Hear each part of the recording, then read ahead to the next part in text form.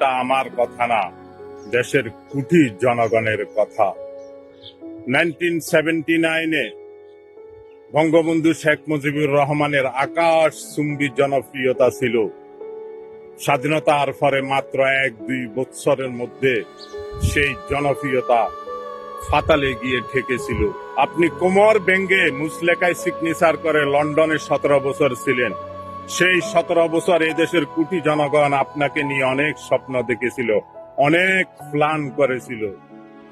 আর আপনি দেশে এসে মাত্র 1-2 মাসের মধ্যে দেশের জনগণকে ফ্যামিলি কার্ড, কৃষি কার্ড, দেশের সমতল ভূমি ও কৃষি ভূমির চাইতে বিশাল অঞ্চলে আপনি গাছ রোপণ। Ladies and gentlemen, খেলা আসলে কোন লেভেলে চলছে সেটা বলাই আসলেই মুশকিল।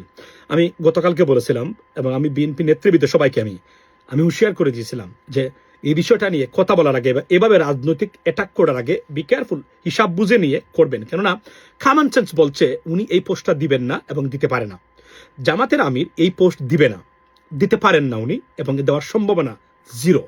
এই পজিশন থেকে তারা দেয় না, অতীতে এভাবে দেয় নাই, এখনো এই সময় এসে এরা দিবেন না। মাস্ট বি সামথিং হ্যাপেন, মানে something wrong must be gone. না, you never listen to us. Now what happens, জামাতের আমিরের টুইটার অ্যাকাউন্ট বা এক্স অ্যাকাউন্ট হ্যাক করার সাথে সরাসরি জড়িত বাংলাদেশের গণরাষ্ট্রপতি ভবনের একজন কর্মকর্তা, এবং ম্যালওয়্যারটা বা যে স্পাইওয়্যারটা এটা আপনার ভারতরা বঙ্গভবনের কর্মকর্তার সহায়তায় ভারতের আমিরের আইডি হ্যাক করেছে। আমি কিন্তু এটা হুঁশিয়ার করে দিয়েছিলাম যে যখন উনি ইন্টারভিউ দিয়েছিলেন আল জাজিরার সাথে এবং বলেছিলেন যে আমাদের দলের প্রধান কোনো মহিলা হতে পারবেন না, উনি বলেছিলেন এটা। তো এটা উনি সাথে সাথে কিন্তু আমি উনাদের যারা আছেন 2-1 জনকে, আমি 3-4 জনকে যারা মোটামুটি একদম টপ লেভেলের, তাদেরকে আমি বলেছিলাম ইট ওয়াজ এ রং স্টেটমেন্ট। কেননা মনে রাখতে হবে যে আপনি একটা দলের প্রধান, এবং এই সময় এসে যে আপনি ধরেন জাতি, ধর্ম, বর্ণ এর স্বার্থে কোনো যদি সত্য বলা যায় না, আবার মিথ্যা বলতে পারবে না, তাহলে মধ্যম পন্থা অবলম্বন করা দরকার। এই প্রশ্নটা যেটা loaded question to defame Jamaat, মানে আল জাজিরা থেকে আসছে, যে সাংবাদিক করেছেন, এটাকে অন্যভাবে দেওয়া উচিত ছিল। আমি হলে এটা জীবনে সে সঠিক উত্তর পেত না, সারা জীবন ঘুরতেই থাকতো। এটা স্বাভাবিকভাবে বিদেশি মিডিয়া হ্যান্ডেলিং করতে গেলে মানে ঝামেলা হবে, এবং এই উত্তরগুলো আসতে পারে। আরো কয়েকটা জিনিস আল্লাহ বাঁচিয়েছে, যেটা করে নাই, সে করলে কি উত্তর দিতেন সেটা আমরা জানি না, তবে দিলে সত্য বলতেন, কিন্তু সত্য বলাতে সমস্যা আছে অনেক সময়। আমি আবার বলছি, জাতি, ধর্ম, বর্ণ, জাতীয় স্বার্থে যদি সত্য বলা যায় না, অন্যভাবে উত্তর দিতে হবে। এটা হচ্ছে পলিটিক্স এবং ইন্টেলেকচুয়ালিটি, এটা আনডাউটেবল। সো উনি দিয়েছেন এই সূত্র ধরেই উনার অ্যাকাউন্ট হ্যাক করেছে উনাকে ডিফেম করেছে, যেহেতু উনি এটা বলেছেন মহিলাদেরকে বিষয় নিয়ে, এটাকে তারা, আমি আবার বলছি, আমি নিজে ব্যক্তিগতভাবে আমি আবার বলছি, আমি আগামী 50 বছরে বাংলাদেশে মহিলা রাষ্ট্রপ্রধান চাই না, মানে হেড অফ স্টেট মহিলা চাই না। এটা বিকজ অফ ইকুয়ালিটি, আমরা সমতা চাই, যেহেতু এর আগে মানে ছিলেন মহিলারা, এখন আমরা পুরুষরা চাচ্ছি। আরো সাইকোলজিক্যাল রিজনস আছে এবং অনেকগুলা সাইন্টিফিক রিজনও আছে, রাইট? ধর্মীয় কারণ আমি বাদ দিলাম, আমি যাচ্ছি না এই যুক্তিতে।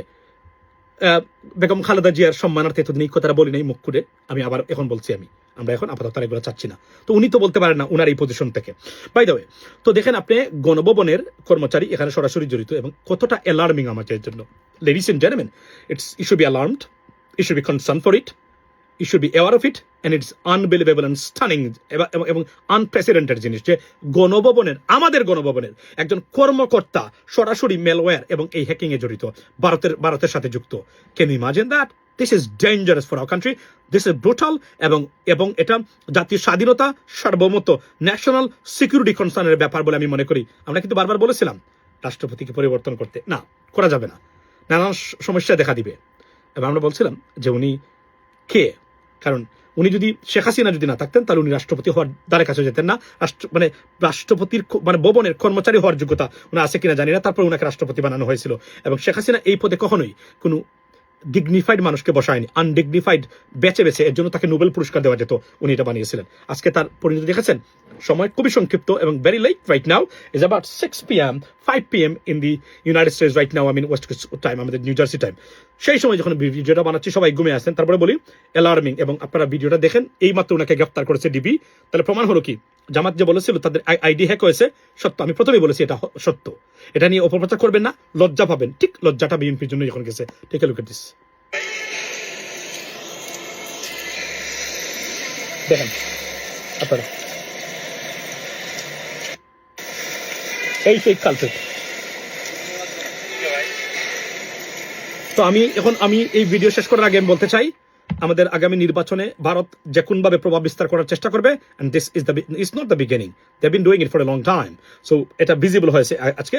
আমি অনতিবিলম্বে জাতীয় নিরাপত্তা মিটিং বা একটা কনফারেন্সের মাধ্যমে বা একটা মিটিং এর মাধ্যমে এটার কিভাবে ট্যাকল করা যায় সেটা দেখা দরকার, কারণ নির্বাচনে তারা তাদের পছন্দের মতো প্রার্থীকে বা দলকে জিতিয়ে দেওয়ার চেষ্টা করবে, কেননা তারা এমন কাউকে চায় না, তারা সত্যিকার অর্থে বাংলাদেশের স্বাধীনতা, সার্বভৌমত্ব, সম্মান এবং বাংলাদেশকে কুক্ষিগত করতে পারবে না, এমন কাউকে তারা ক্ষমতা আপাতত চাচ্ছে না। That is the bottom line, ladies and gentleman. So very very very very alarming, and সবাইকে সচেতন এবং সজাগ থাকার অনুরোধ জানালাম। Have a blessed day, see you next time. আসসালামু আলাইকুম।